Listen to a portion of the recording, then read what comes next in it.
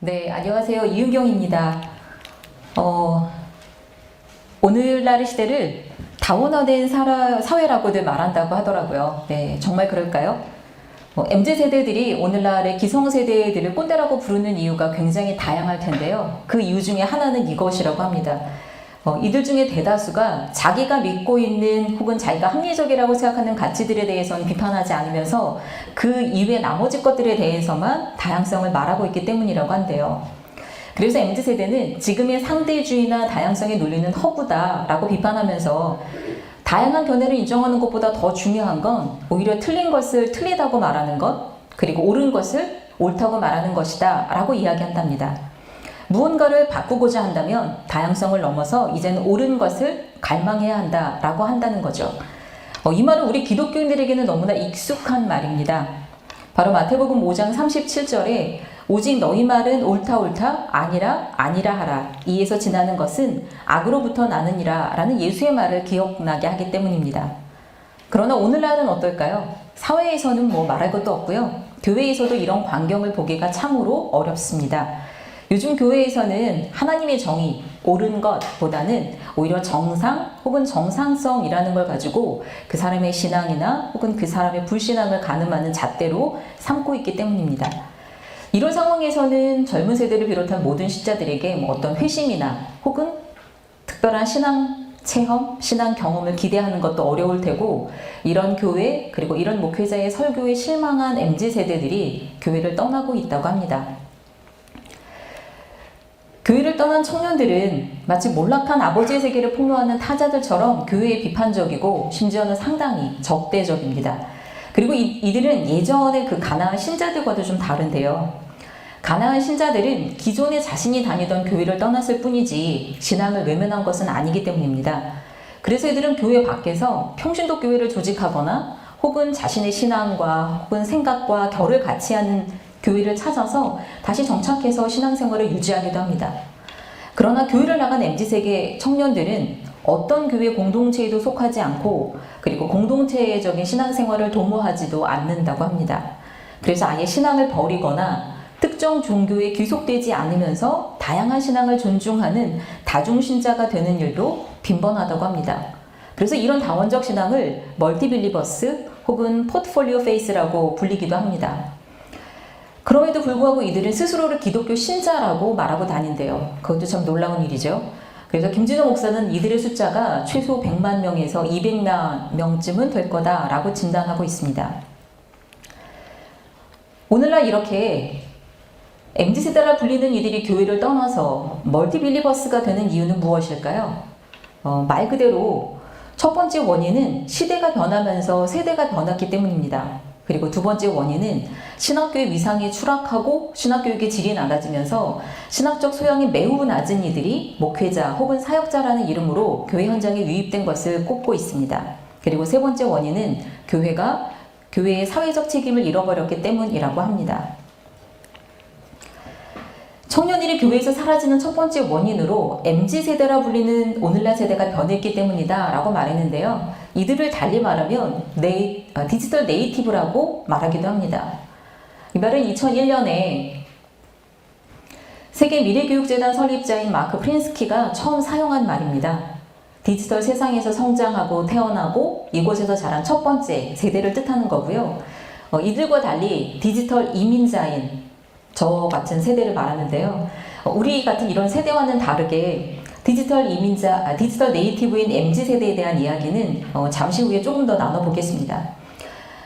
그리고 청년들이 교회에서 사라진 두 번째 원인은 목회자들의 신앙교육이 충분히 이루어지지 못했다라고 이야기했습니다. 김준호 목사는 오늘날 도시교회, 특히 서울과 수도권 지역에 위치한 교회에서 가장 낮은 지적 수준이 가장 낮은 그룹에 목회자와 신학생이 포함된다라고 지적합니다. 계속해서 김진호 목사는 이렇게 신학적 지식과 소양이 부족한 목사들은 더 이상 악화된 선교 환경을 해석할 의지도 없고 능력도 없고 그리고 사랑하기 위한 경쟁과 성공에 몰두한 나머지 목회자로서의 품격도 잃어버렸다라고 지적합니다. 폴란드 출신의 사회학자인 지그문트 바우만도 이렇게 교육 결핍인 사람들이 점점 더 많아지게 될 미래 시대를 염려하고 있습니다. 이것은 비단 목회자들에게만 해당하는 것은 아니고요. 물론 모든 목회자가 그런 것도 아닐 것입니다. 하지만 사회적, 정치적 상황에 대해서는 무관심하고 인문학적, 철학적 또는 과학적 지식에 대해서는 무지함에도 불구하고 자신이 믿는 신앙에 대해서는 맹목적인 복종을 강요하거나 혹은 아무런 거리낌 없이 혐오의 말들을 쏟아내는 목사의 설교는 MZ세대 신자들에게는 더 이상 설득력을 갖기 어려울 것입니다. 그리고 청년들이 사라지는 세 번째 원인은 교회가 사회적 책임을 상실했기 때문입니다. 역사적으로 교회가 세상 권력과 결탁하거나 권력의 시녀로 전락했던 적도 있었습니다. 그리고 지금도 여전히 권력지향적인 중심부 이데올로기를 따르고 조장하면서 교회 주변에서 일어나는 일이나 사회 주변부 사람들을 의도적으로 혹은 암묵적으로 외면하는 교회들이 있는 것도 사실입니다. 교회의 이러한 이기주의 혹은 성장지상주의, 권위적이고 가부장적인 교회 문화에 절망한 청년들이 교회를 떠나고 있습니다. 이처럼 오늘날 세대들은 이전 세대와는 태생적으로도 다를 뿐만 아니라 이들이 신앙 경험을 소비하는 형태에도 이전 세대와는 다릅니다. 이미 만들어진 것을 자기만의 스타일로 바꾸고 거기에 새로운 것을 덧입히는 데 익숙한 MZ세대들은 오늘날 교회가 제공하고 있는 신앙 경험에 대해서 어떻게 생각하고 있을까요? 여전히 단편적이고 직선적인 방식으로 교리를 전수하고 일방향적인 신앙 경험을 제공하는 교회들이 여전히 많이 있습니다. 그리고 그 안에서는 여전히 질문하는 것도 허용되지 않습니다. 이러한 외적인 변화 외에도 과거 청년들과 요즘 청년들이 교회에 기대하는 것을 비교해보면 그 차이가 확연히 드러난다고 하는데요. 과거 청년들, 여기서 과거는 저 같은 세대입니다. 디지털 이민자들. 저희들은 교회가 신앙 경험을 포함해서 소위 세상과는 다른 어떤 차별화된 경험을 할 수 있는 무엇을 제공하느냐에 따라서 교회에 출석하기도 하고 신앙생활을 지속해 하기도 했습니다. 그리고 물론 지금도 여전히 예배에 참석하고 봉사하고 교회 내 다양한 활동에 참여하는 등의 외면적인 종교생활, 그리고 기도하고 말씀 보고 성경을 읽는 이런 내면적 종교생활에서는 모두가 무엇을 하느냐가 그 사람의 신앙과 그 사람의 신앙생활을 판단하는 중요한 척도로 사용되고 있습니다. 그러나 이제 MZ세대에게는 이 무엇과 더불어서 어떻게 그리고 왜도 중요해지기 시작했습니다. 교회가 세상과는 다른 어떤 신앙 경험을 제공하느냐 하는 것도 물론 중요하지만 이 경험을 어떻게 제공하는지, 예를 들면 이것이 일방적인지 상호적인지, 강제적인지 자발적인지, 혹은 하향식인지 관계적인지가 중요하다는 말입니다. 그리고 그뿐 아니라 그것이 나에게 의미가 있는지, 그리고 사회에는 어떤 영향을 미치는지, 그리고 왜 도대체 그것을 내가 경험해야 하는지, 이런 것들에 대해서도 이제는 교회가 설득력 있는 답변을 내놓아야 하는 시대가 되었습니다. 이것은 소위 미닝아웃을 지향하는 MZ세대의 특징을 그대로 드러내고 있습니다. 미닝아웃이란 자신의 신념이나 가치관, 취향, 성향, 주장 등을 겉으로 드러내는 것을 의미하는 신조어입니다. 미닝아웃의 대표적인 수단으로는 SNS나 해시태그 등을 사용하고 있고요. 때로는 패션을 이용하기도 합니다. 그래서 미닝아웃은 가치 소비라 불리는 소비 행위를 통해서도 이루어지는 경우도 많습니다. 그동안 소비 문화가 대체로 부정적으로 치부됐다면 MZ세대는 오히려 소비를 통해서 자신의 신념과 가치관을 표현하면서 착한 소비를 넘어 의미를 창출하고 있습니다. 이렇게 미닝아웃을 지향하면서 가치 소비적 성향을 지닌 MZ세대가 이제 교회가 제공하는 신앙 경험에 의미를 묻기 시작했습니다. 이것이 나에게 그리고 사회에 어떤 의미가 있는지, 그리고 교회가 그것을 어떤 방식으로 제공하는지에 대해서 묻기 시작한 것입니다. 교회에서 제공하는 신앙 경험의 첫 번째 목적은 당연히 그리스도인을 만드는 것, 예수 그리스도의 제자를 길러내기 위함입니다. 그런데 이것이 매주일 교회 출석하고 교회와 목회자를 맹목적으로 따르는 것으로 축소되거나 변질되어서는 안 될 것입니다. 예수 그리스도의 제자를 길러내는 신앙교육은 이제 교회 안에서뿐만 아니라 교회 밖 세상에서도 그 진가와 쓸모를 드러낼 수 있어야 합니다. 세상에서도 건전한 사회 구성원으로서의 역할과 책임을 다하는 신앙인을 길러낼 수 있는 교육이 되어야 한다는 말입니다. 그러기 위해서는 교회나 교회의 권위자가 세상에서 맞닥뜨리는 모든 문제에 대한 정답을 제시하고 그것을 무조건 따르게 하는 것이 아니라, 물론 이것도 불가능하겠죠. 오히려 파트너 안내자, 조력자, 촉진자가 되어서 가야 할 방향을 알려주고 청년들 스스로가 어떻게 그리고 왜에 대한 대답을 찾아갈 수 있는 분위기와 환경을 만드는 것이 더 중요하다고 생각합니다. 이를 위해서 우리의 신앙교육은 어떻게 바뀌어야 할까요? 한마디로 오늘날 우리에게 필요한 신앙교육을 저는 신앙 역량을 강화하는 교육이 되어야 한다라고 생각합니다. 슈바이처 교수는 신앙 역량이란 기독교 전통과 씨름하면서 자신을 구체적으로 표현하고 다른 사람과 더불어서 자신의 신앙을 성찰할 수 있는 능력이다라고 말합니다. 물론 이 신앙 역량은 청년 세대뿐 아니라 모든 기독교인에게 요구되는 역량이라고 생각합니다. 오늘날과 같이 빠르게 변화하는 기술사회에서 신앙교육은 신자들 스스로가 신앙인으로서 무엇을 실현해야 하고 또 어떤 존재가 되어야 하는지에 대한 답을 스스로 찾을 수 있는 신앙 역량을 길러주는 교육이 되어야 합니다. 그리고 그런 신앙교육을 하기 위해서는 먼저 기존의 관점을 바꾸고 교회가 오늘날의 도전에 적절히 응답할 수 있어야 할 것입니다. 관점 바꾸기는 한마디로 이야기하면 익숙한 것을 새롭게 보기, 즉 우리가 사물을 보는 관점을 바꾸는 것을 말합니다. 교회를 외면하고 있는 MZ세대와 다시 만나기 위해서 교회 공동체가 관점을 바꾸어 재구성해야 할 것으로 저는 다음에 4가지를 제안하고자 합니다. 먼저 청년 세대에 대한 이해를 재구성해야 합니다. 그리고 두 번째로는 우리가 함께 살고 있는 이 세상과 자연에 대한 관점을 바꾸어야 합니다. 세 번째로는 신앙교육 과정, 특히 MZ세대의 신앙교육 과정을 재구성하고 마지막으로는 신앙 공동체의 문화를 재구성해야 합니다. 이렇게 관점을 재구성한 후에 MZ세대와 소통하면서 그들과 상호적인 파트너 관계를 맺기 위한 신앙교육 과정으로 저는 ESG를 통한 신앙 역량 강화를 제안하고자 합니다. 많이들 들어보셨죠?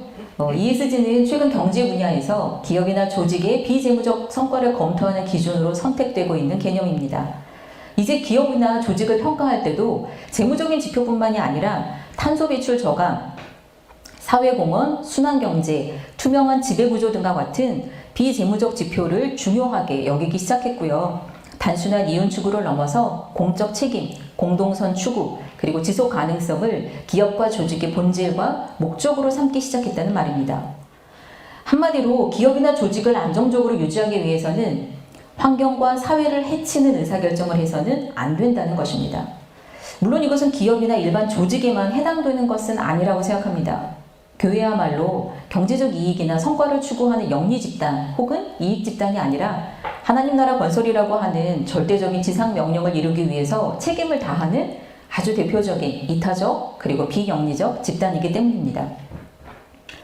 ESG가 추구하는 환경 보존이나 생명 존중, 사회적 책임, 투명하고 공정한 지배구조 등의 개념은 성서 안에 이미 그 근거가 다 들어있습니다. 특히 오늘날의 기후위기와 시대적 도전에 적극적으로 응답하기 위해서 ESG 개념으로 성서를 다시 읽으면서 교회의 본래적 사명을 되새기고 우리 시대에 요구되는 새로운 관점 그리고 신앙 역량은 무엇인지 살펴보려고 합니다. 네, 첫 번째 환경 영역에서는요. 자연과 공생하는 청지기로서의 인간 이해가 강화되어야 합니다. 창세기 1장 26절에서 인간이 부여받은 하나님의 형상은 오랫동안 인간이 창조 세계와 모든 피조물에 대한 지배자의 권리를 위임받은 근거로 여겨져 왔습니다. 그러나 오늘날에는 이것이 인간이 자연을 마음대로 해도 된다는 자연에 대한 소유권이나 통치권을 의미하는 것이 아니라는 것을 인식하게 되었습니다.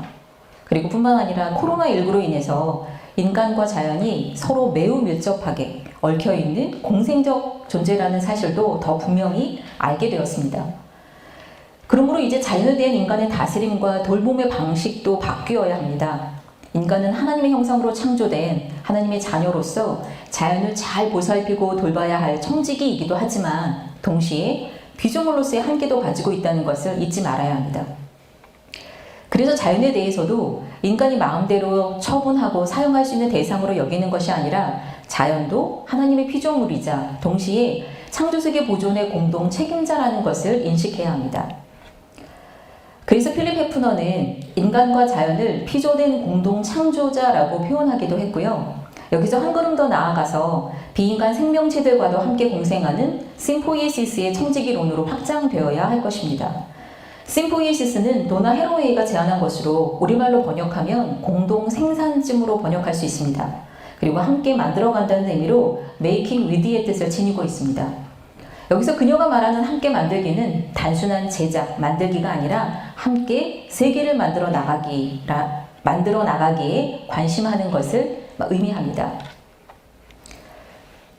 네, 그리고 두 번째 사회 영역에서는 안전하고 쉼이 있는 환대의 공동체로서의 교회가 되어야 합니다. 교회와 사회는 구분될 수는 있지만 분리될 수는 없고 분리되어서도 안 됩니다. 교회도 사회의 일부일 뿐 아니라 사회는 신자와 교회들의 삶의 공간이기도 하기 때문입니다. 그래서 교회는 처음부터 사회적 공동체였으며 예수의 주변은 언제나 사람들로 북적였습니다.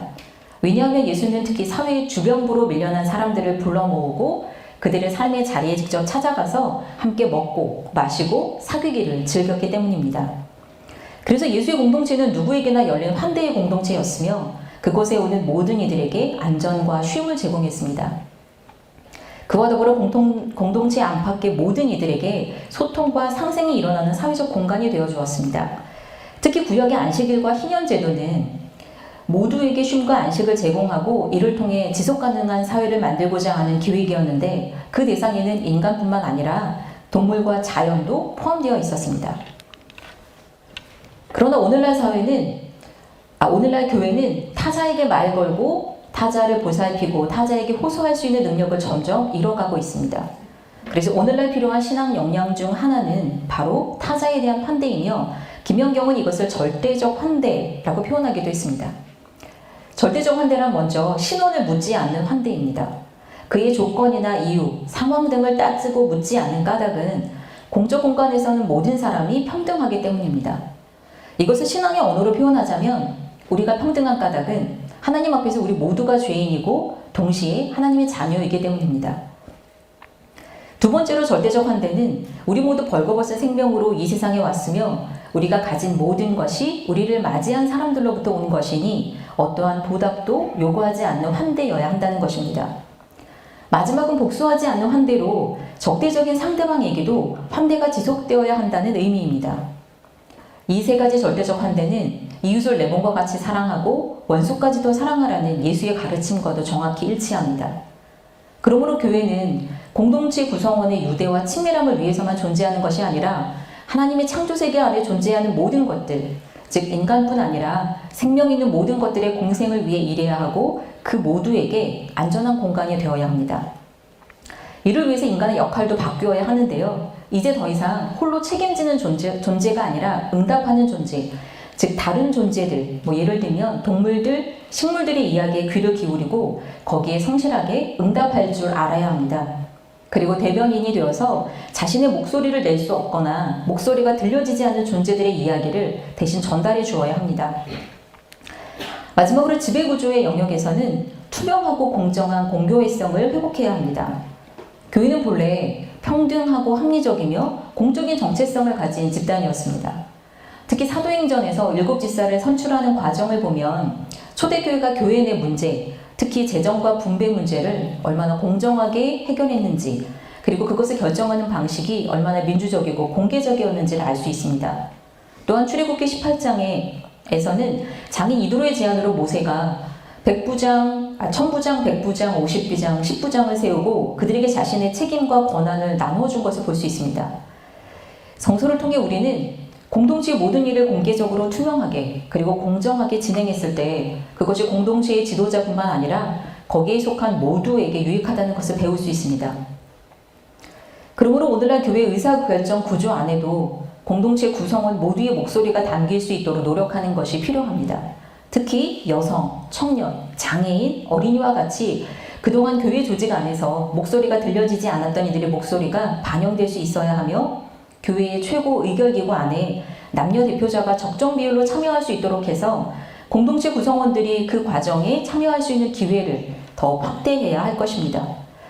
전통적으로는 이처럼 분배의 공정성에 주로 관심했다면 최근에는 이와 더불어서 절차의 공정성 그리고 상호작용의 공정성을 포함해서 포괄적인 조직의 공정성에 대한 것으로 관심이 확장되고 있습니다. 과학기술의 발달로 인한 급격한 사회 변화, 그로 인한 환경 위기 등에 교회가 적절히 응답하기 위해서는 이제까지 가지고 있던 관점을 재구성하고 그리고 그에 따른 철저한 전환이 요구되고 있습니다. ESG 담론이 최근 교회가 직면한 모든 위기와 도전의 완벽한 해결책 혹은 해답은 될 수 없습니다. 하지만 ESG 개념을 통해 교회의 본질과 역할, 특히 교회의 사회적이고 공동체적인 역할과 책임에 대해서는 다시 한번 돌아볼 수 있는 계기가 될 수 있을 것입니다. 특히 MZ세대를 비롯한 오늘을 사는 모든 연령의 신앙인에게 요구되는 신앙 역량이 도대체 무엇인지에 대한 통찰도 얻을 수 있을 것입니다. 이를 바탕으로 시대에 적합한 신앙 역량을 키우고 강화함으로써 새로운 도전과 위기에 적절히 응답하고 그리고 관점을 새롭게 구성함으로써 자연을 포함한 넓은 의미의 이웃과 더불어 더 나은 세상, 즉 하나님 나라를 확장하는데 우리 교회가 이제는 주춧돌이 되어야 할 것이라고 생각합니다. 네, 이상으로 강연을 마치겠습니다. 경청해 주셔서 감사합니다.